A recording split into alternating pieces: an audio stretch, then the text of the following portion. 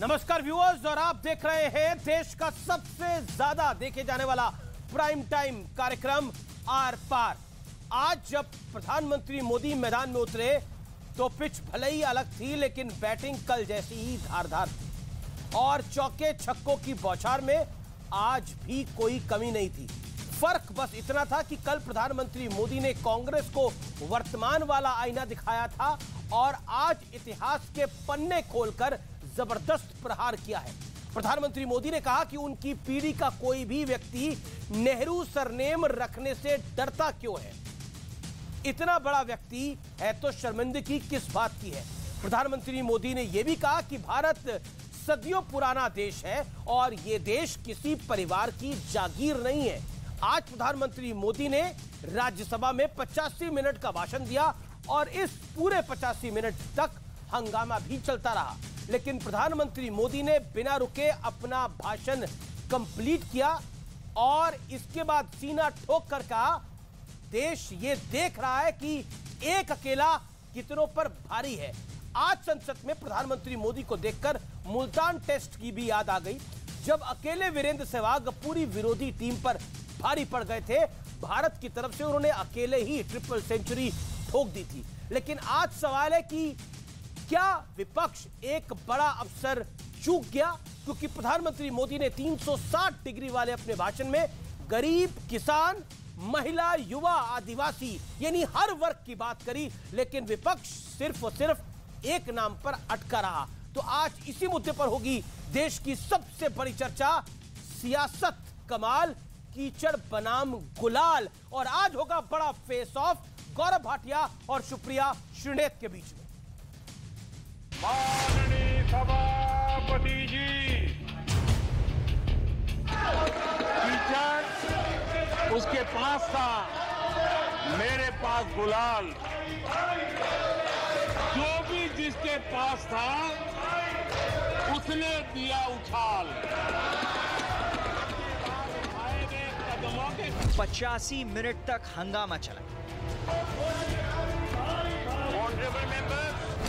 85 minute तक बिना रुके मोदी का भाषण भी चला। गाना भी बहुत स्वाभाविक है। देश देख रहा है, एक अकेला कितनों को भारी पड़ रहा है। एक अकेला कितनों को भारी पड़ रहा है। पिच अलग, लेकिन आज भी चौके छक्कों की बरसात में कोई कमी नहीं। फर्क बस इतना था कि लोकसभा में कांग्रेस के वर्तमान पर वार हुआ और राज्यसभा में इतिहास के पन्ने खोलकर प्रहार हुआ। समय सिद्ध कर रहा है, जो कभी यहां बैठते थे वो वहां जाने के बाद भी फेल हुए। वहां जाने के बाद भी फेल हुए और देश पास होता जा रहा है, डिस्टिंक्शन पे। 2014 के बाद आकर के मैंने देखा कि उन्होंने गड्ढे ही गड्ढे कर दिए थे। जब वो गड्ढे खोद रहे थे, 6 दशक बर्बाद कर दिए थे। उस समय दुनिया के छोटे छोटे देश भी सफलता के शिखरों को छू रहे थे, आगे बढ़ रहे थे। सरनेम वाला प्रहार। किसी कार्यक्रम में अगर नेहरू जी के नाम का उल्लेख नहीं हुआ तो कुछ लोगों के बाल खड़े हो जाते हैं। लेकिन मुझे ये समझ नहीं आता है कि उनकी पीढ़ी का कोई व्यक्ति नेहरू सरनेम रखने से डरता क्यों है। एक तीर दो शिकार। तमिलनाडु में एमजीआर और करुणानिधि जैसे दिग्गजों की सरकारें, उन सरकारों को भी इन्हीं कांग्रेस वालों ने बर्खास्त कर दिया। 1980 में शरद पवार जी का आयु 35-40 साल की थी। एक नौजवान मुख्यमंत्री महाराष्ट्र की सेवा करने के लिए निकला था, उनकी सरकार को भी गिरा दिया गया। आज वो वहां 356 वाला प्रहार। वो कौन पार्टी थी, वो लोग कौन सत्ता में बैठे थे जिन्होंने आर्टिकल 356 का सबसे ज्यादा दुरुपयोग किया। एक प्रधानमंत्री ने आर्टिकल 356 का 50 बार उपयोग किया, आधी सेंचुरी कर दी। वो नाम है श्रीमती इंदिरा गांधी का। और जब प्रधानमंत्री मोदी का भाषण समाप्त हुआ तो बीजेपी सांसदों ने उन्हें स्टैंडिंग ओवेशन भी दिया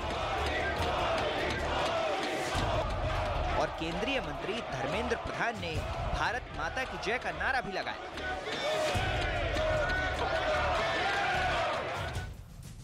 तो जब मोदी ने बोलना बंद किया उसके बाद एक standing ovation Bharatiya Janata party के और एनडीए के सांसदों ने प्रधानमंत्री मोदी को दिया। लेकिन अब वक्त है आर पार के सुप्रसिद्ध विश्लेषण का।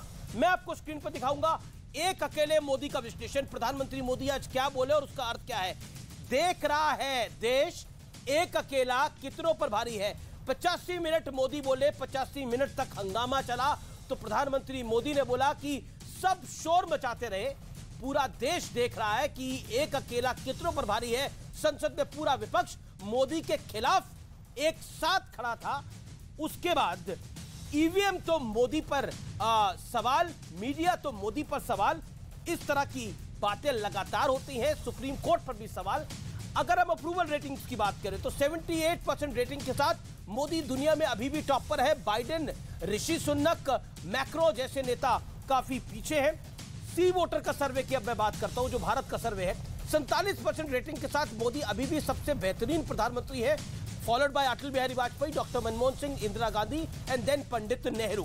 बढ़ता हूं मैं आगे, जनता की रेटिंग की बात करते हैं। 2022 की रेटिंग की बात कर लेते हैं। 2022 में 7 राज्यों में चुनाव हुआ, 5 राज्यों में बीजेपी की सरकार दोबारा चुनकर आई और गुजरात में तो प्रचंड जीत, इतनी बड़ी जीत जो शायद अभी तक भारतीय जनता पार्टी को कभी नसीब नहीं हुई। 150 सीटों वाली जीत हासिल हुई। बड़ा सवाल अब यही बनता है, क्या एक अकेला मोदी समूचे विपक्ष पर भारी है? इस बड़े सवाल के साथ मैं इस चर्चा को ओपन करता हूं और मेरे साथ चर्चा में सुप्रिया श्रीनेत है एक तरफ और एक तरफ गौरव भाटिया है। गौरव भाटिया सुप्रीम कोर्ट के एडवोकेट भी हैं और प्रवक्ता भी हैं। सुप्रिया जी कांग्रेस की चेयरपर्सन है सोशल मीडिया डिवीजन की, उनका भी अभिनंदन है। सुप्रिया जी, मैं आपसे ही शुरुआत करता हूं। प्रधानमंत्री मोदी ने बोला एक अकेला सब पे भारी है।